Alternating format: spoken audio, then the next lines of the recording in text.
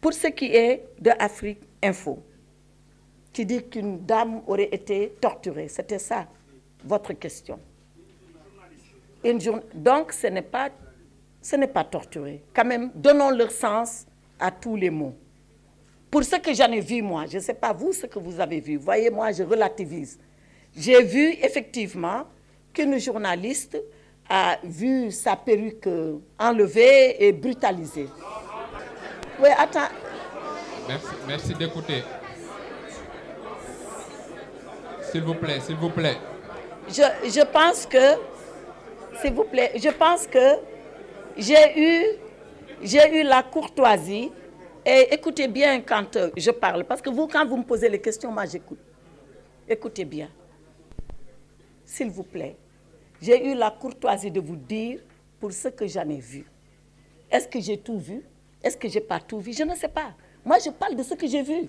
Vous ne pouvez pas vous m'imposer ce que vous savez, ce que vous avez vu, sauf si vous me le donnez là maintenant. Moi, ce que j'ai vu, parce que c'est des images qui ont circulé, j'ai vu qu'il y avait une jeune femme, journaliste, je suis d'accord avec vous, qui a été violentée parce qu'on a tiré sa perruque et on l'a poussée dans un car de police. C'est ce que j'ai vu. Je ne dis pas que c'est ça qui est vrai, entendons-nous bien. Mais ne serait-ce que ça, pour moi, je pense que l'agent de police n'aurait pas dû le faire, ou l'agent de gendarmerie. Je suis d'accord avec vous. Mais c'est des situations, quand elles arrivent, on doit savoir le pourquoi et donner la mesure de correction. Et je suis convaincue, aujourd'hui, je suis convaincue que la hiérarchie de la gendarmerie ou de la police est en train de regarder ce cas. En tout cas, dans le gouvernement du Sénégal, il faut le savoir, nous n'acceptons pas que les gens soient brutalisés. Encore moins des journalistes, on peut s'entendre là-dessus. Vous venez avec vos badges, vous venez avec vos gilets de journalistes et on vous laisse faire votre travail. Maintenant, il arrive de temps en temps qu'il y ait des incidents. Ce n'est pas la première fois. Ayons la hauteur, et vous et nous, de régler l'incident d'abord, ensuite de le dépasser. Donc, faites confiance au gouvernement, cet incident sera réglé et il sera dépassé et la liberté de manifester va continuer et l'engagement des journalistes à couvrir nos manifestations va continuer. Je vous remercie. Maintenant, et comme je l'ai dit, la torture, elle est bannie au Sénégal. Elle est bannie, elle est condamnée. Et les auteurs de torture sont sanctionnés. Et c'est tous les jours. Je ne parle pas pour le plaisir de le dire. J'ai des documents à l'appui de ce que je vous dis. Maintenant, notre ami Massali de Libération, qui demande est-ce que l'exilé de retour va être interpellé.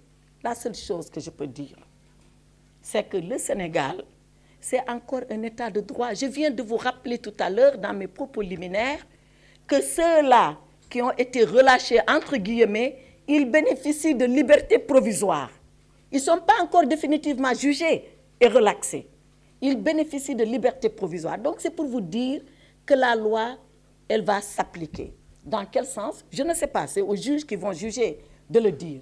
Par contre, la vocation de tous les mandats d'arrêt au Sénégal, c'est qu'ils s'appliquent et qu'ils soient exécutés, quelle que puisse être la personne. Donc, il y a des mandats d'arrêt qui ont été lancés. Ils sont actuellement à la police. Les mandats d'arrêt s'exécuteront. Et après, quand les juges décideront de mesures de clémence ou de bonne compréhension, les juges le feront en toute indépendance. Il ne me revient pas d'apprécier. La seule chose que je peux dire, c'est que la loi a la vocation à s'appliquer au Sénégal et elle s'applique erga omnes, à l'endroit de tout le monde. Est-ce qu'il y a une sanction administrative pour abandon de poste?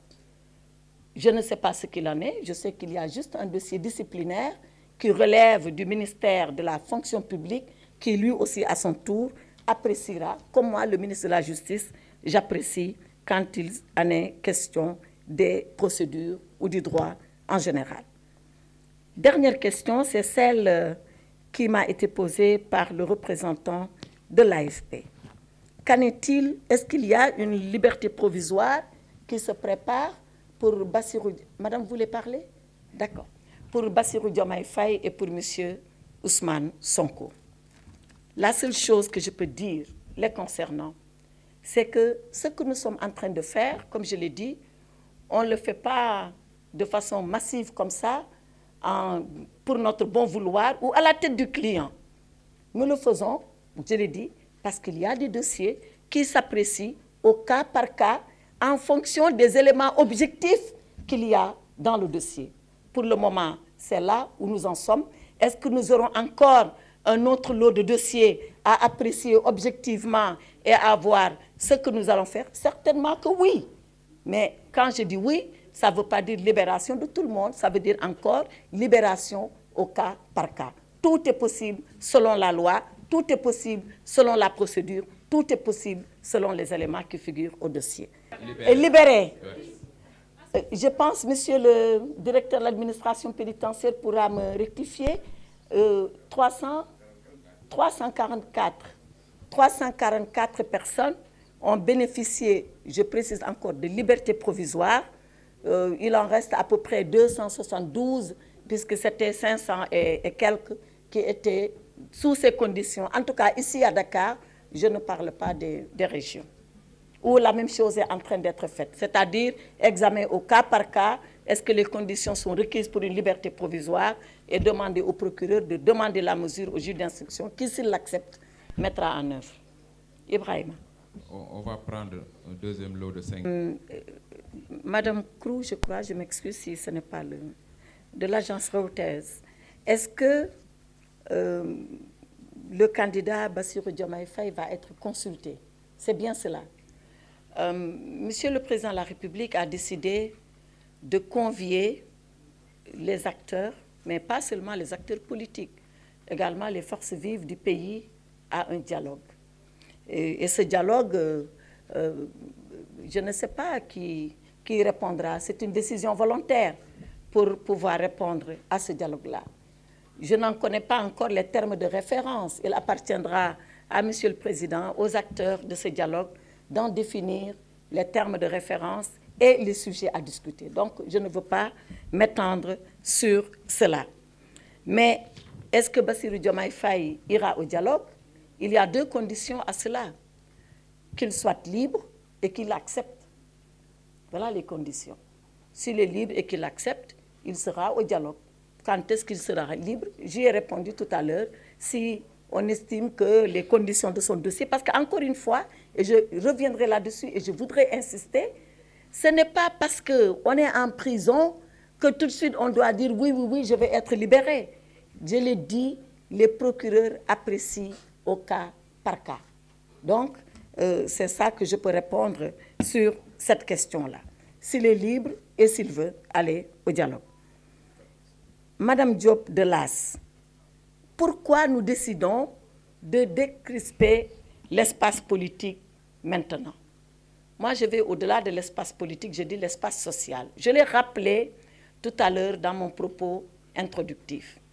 Et je dois souligner, pour répondre à cette question, et avant même d'y répondre, que ceux-là qui ont été libérés, que ce ne sont pas les manifestants de 2023, il y en a aussi de 2021. Donc la décrispation, elle concerne tout le temps que l'espace a été crispé. Et justement, parce qu'il a été crispé pendant longtemps, depuis 2021, encore 2023 et un peu 2024, qu'on s'est dit c'est peut-être le temps de nous arrêter.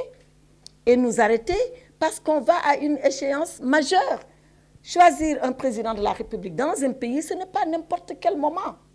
Donc ce qu'on peut se permettre de faire pendant les autres temps, on ne peut pas jouer à cela pendant le temps du choix de la personne qui incarne la clé de voûte des institutions, qu'est le président de la République. Donc tout ça, il faut le dire, il faut l'assumer et il faut avoir le courage de dire que c'est comme cela. Donc, c'est ce qui s'est passé en 2021, en 2023, qui nous amène en 2024 à poser cet acte-là parce que nous sommes dans un temps politique exceptionnel qui est le temps du choix du président de la République. Est-ce que Bassirou Diomaye Faye aura une liberté provisoire? J'y ai suffisamment répondu. Je vous ai dit que les libertés provisoires, et d'ailleurs je signale que lui, son avocat avait déposé, et je pense que c'est la question que vous avez posée, les procureurs ont apprécié, s'ils sont opposés, son avocat a fait appel, comme le droit lui permet de faire appel, les juges à la chambre d'accusation, ils apprécieront. Mais les libertés Ce ne sont pas des libertés arbitraires, ce sont des libertés fondées et articulées sur des éléments objectifs qui figurent au dossier, que le procureur apprécie et que le juge, finalement, sanctionne en décidant oui ou non s'il libère ou s'il ne libère pas. Pour Mme Absa Kane, même chose, quand est-ce que M. Ousmane Sonko sera libéré? Il y a deux façons d'être libéré. Et tout ça revient en une seule manière. La première façon, c'est quand votre avocat dépose une demande de mise en liberté provisoire et le juge apprécie. La deuxième manière, c'est quand le procureur lui-même, qui avait demandé que vous soyez sous mandat de dépôt, estime que vous n'êtes plus dans les conditions du mandat de dépôt et qu'il adresse dans ce sens-là, sans être saisi par qui que ce soit, il estime objectivement que maintenant c'est le temps de le faire parce que les conditions sont réunies, il saisit le juge et il demande au juge de le faire et tout ça, c'est les juges qui apprécient et qui le font de façon souveraine. Monsieur Moussa Ngom de la Maison des reporters, où en sont les enquêtes? Oui, bonne question. Les enquêtes sont en cours et elles sont en train de se dérouler, y compris encore les 3 décès, derniers décès qu'on a eus en 2024. À Saint-Louis, il y a une enquête. À Ziguinchor, il y a une enquête. À Dakar, il y a une enquête. Et quand ces enquêtes-là sont menées, d'ailleurs, le ministre n'intervient pas. Dès l'instant où le procureur est au courant, automatiquement, c'est lui qui ouvre une enquête. C'est à ce niveau-là. Moi, je n'ai pas besoin de prendre le téléphone, de dire à un procureur, ouvrez une enquête, encore moins de lui demander le contraire. Quand il rend compte, il dit, voilà ce qui s'est passé, voilà malheureusement, il y a eu un cas de décès, 1, autopsie, 2, enquête, et c'est automatique. Et c'est en train d'être fait. Dernière question de LCI Express. Vous aurez appris que... D'abord, pourquoi les 500? Mais les 500, parce que c'est 500 et quelques manifestants qui ont été, à la suite de ça, mis sous mandat de dépôt à Rebeuss. Moi, je n'ai pas inventé les 500. Les 500 étaient en train de perturber l'ordre public pour une raison, pour une autre. On les a pris par les forces de l'ordre, on les a déférés, on les a envoyés en prison. Et c'est sur eux, sur ce lot-là, que 300 et quelques ont bénéficié d'une liberté provisoire et il reste 200 et quelques. Moi, je ne dis pas que tout le monde va sortir, mais en tout cas, on est sur le temps de la stabilité, de la pacification de l'espace politique et social et nous sommes en train d'étudier si rien ne s'oppose à ce qu'ils soient libérés, ils seront libérés. Est-ce qu'il s'agit d'une relaxe? Je le dis et je le répète, c'est non. La relaxe, seul le tribunal peut la prononcer. Il faut qu'ils aillent en jugement pour être relaxés. Pour le moment, ils bénéficient de ce qu'on appelle une liberté provisoire, avec des conditions, en espérant, comme je l'ai dit tout à l'heure, que toutes les leçons auront été tirées, apprises et tirées, et qu'on n'aura pas encore à revenir sur des décisions qu'on avait prises pour apaiser le climat politico-social au Sénégal. La démocratie au Sénégal. Pour répondre à la première question, je voulais dire que la marche, elle est prévue au Sénégal comme droit de manifestation et par la Constitution. Donc c'est une liberté garantie par notre charte fondamentale, mais qui renvoie, pour ce qui est de son exercice, aux lois et règlements. Et c'est quoi les lois et règlements? C'est lorsque le ministère de l'Intérieur apprécie pour dire j'ai suffisamment de forces de l'ordre pour encadrer la marche, je pense que les choses sont calmes et bien tenues, bien encadrées, donc la marche peut se faire sans que cela ne porte préjudice aux citoyens paisibles qui, eux, ne marchent pas. Parce qu'il faut savoir que le ministère de l'Intérieur, comme je le dis tout le temps, c'est le ministère des paradoxes. Autant il est le ministère qui garantit les libertés, mais autant il est le ministère qui garantit l'ordre public. Et l'équilibre que l'État a à trouver, c'est toujours entre laisser toutes les libertés s'exercer tout en maintenant l'ordre public en ordre, excusez-moi, de la répétition. Et quand le ministère de l'Intérieur apprécie et se rend compte que l'exercice de la liberté peut entraver d'autres libertés en perturbant l'ordre public, alors il dit, je ne peux pas laisser passer cette marche-là. Mais si toutes les marches étaient comme la marche de samedi dernier, vous pouvez me garantir que, ou je peux vous garantir que, toutes les marches seraient autorisées. Mais est-ce que vous êtes sûr que toutes les marches se terminent comme la marche de samedi dernier, Barry? Est-ce que vous pouvez me donner cette garantie? Mais voilà quelle est la responsabilité de l'État. C'est de jauger chaque situation, de voir ce qui peut en découler pour les autres citoyens qui ont décidé librement de ne pas marcher, qu'ils ne subissent pas de dégâts sur leurs biens, qu'ils ne subissent pas de dégâts sur leur personne, qu'ils ne soient pas entravés eux-mêmes dans leur liberté d'aller et de venir. Voilà ce qu'un État sérieux, et le Sénégal est un État sérieux, mais sur la balance avant d'apprécier, avant de dire vous ne pouvez pas ou vous pouvez. Est-ce qu'un candidat en prison ne laisse pas une mauvaise image pour la démocratie du Sénégal? La démocratie du Sénégal ne souhaite d'ailleurs qu'aucun politique, encore moins du niveau où il peut être un candidat, ne soit en prison. Aucun. Mais il faut savoir que le candidat, il était déjà en prison avant d'être candidat. Il ne faut pas oublier ça. Vous venez me dire que oui, le candidat est en prison, c'est comme si c'est la candidature qu'il avait envoyée en prison. Il y était déjà avant.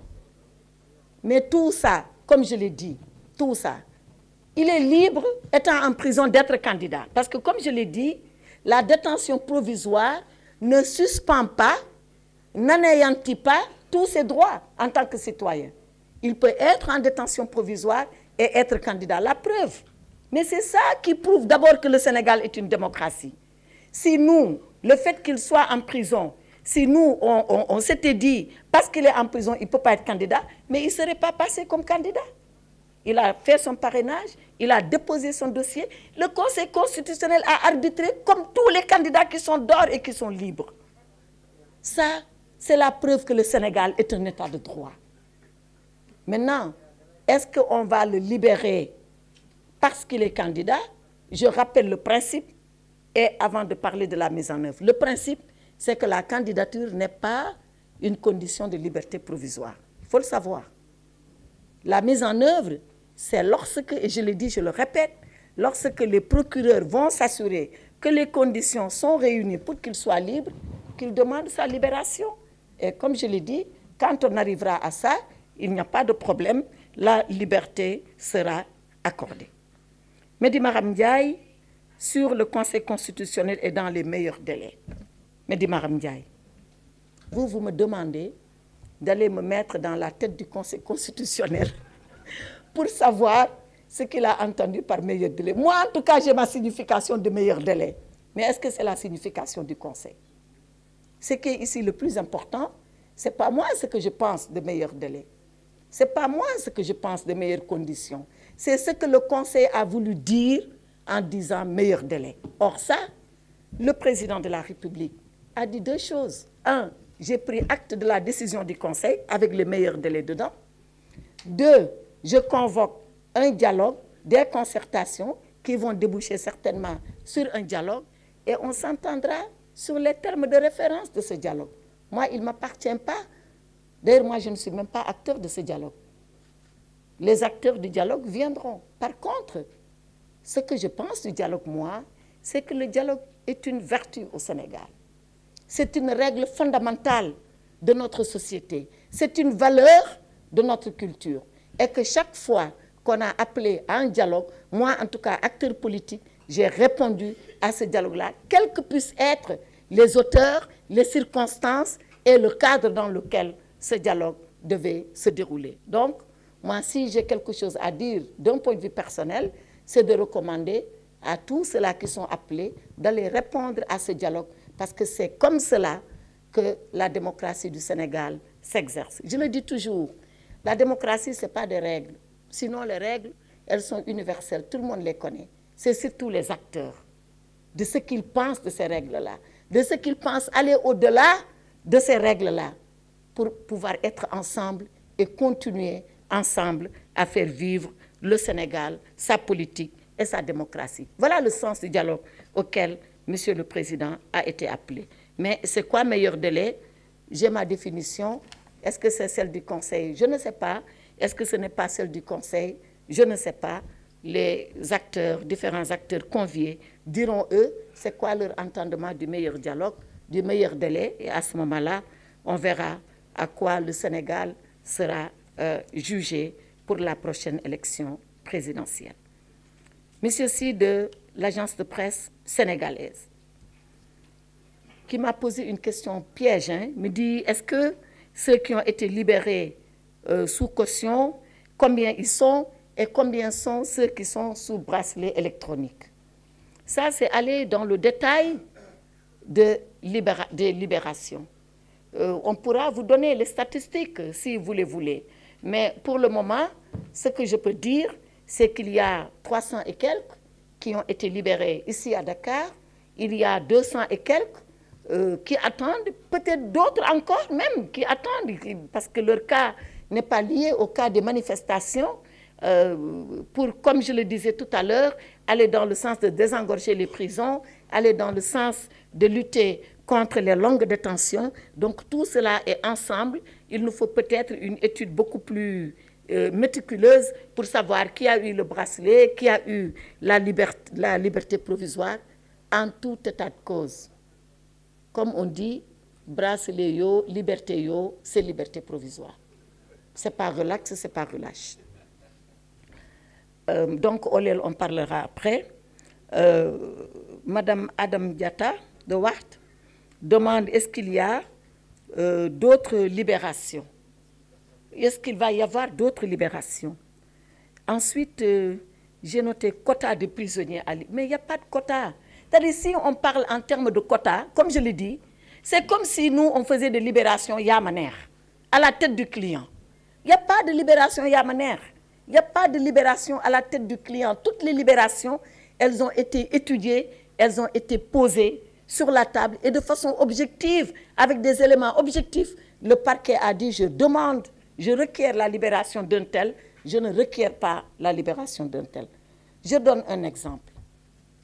Si la personne a commis un crime, vous vous rappelez de quand l'université a été brûlée? Ce n'est pas l'université qui avait été brûlée, c'était la bibliothèque de l'université. C'est des images, je crois, qui ont choqué tout le monde, et dans le monde entier. Vous pensez qu'un procureur de la République, dans un dossier comme ça, il peut dire, bon, tout compte fait, ce n'est pas grave, hein, ils ont mis le feu à la bibliothèque, ils ont dansé autour du feu, comme une sorte de danse macabre, excusez-moi du terme.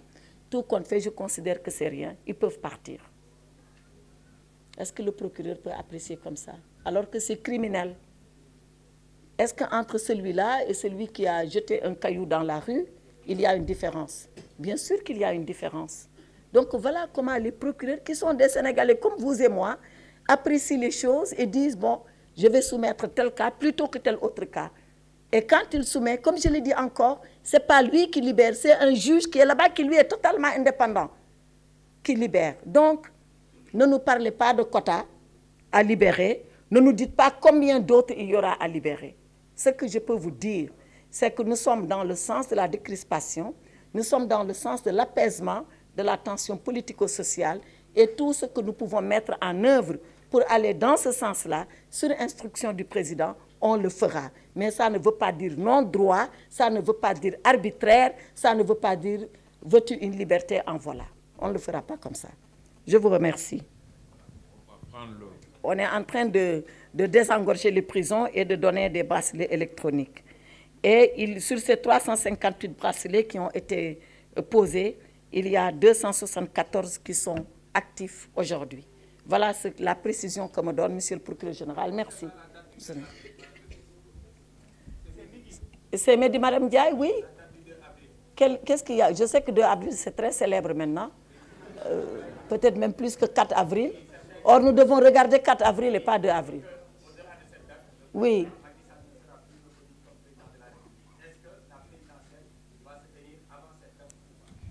Alors, 2 réponses. Je ne sais pas si la présidentielle va se tenir. Je vous ai dit depuis tout à l'heure que le Conseil constitutionnel a pris sa décision. Monsieur le Président de la République a pris acte, a convié à un dialogue. Ils discuteront, il écoutera tout le monde. Qu'est-ce qu'il en sortira? Je ne sais pas. Par contre, ceux-là qui disent 2 avril, il y a vacance de pouvoir. Moi, j'ai ma réponse en tant que juriste. C'est un débat entre juristes, entre constitutionnalistes. Ma réponse importe peu. Le 2 avril arrivera, Inch'Allah, comme on dit. Prions tous d'être là et observons ce qui se passera. Inch'Allah. Merci, Mehdi Mara.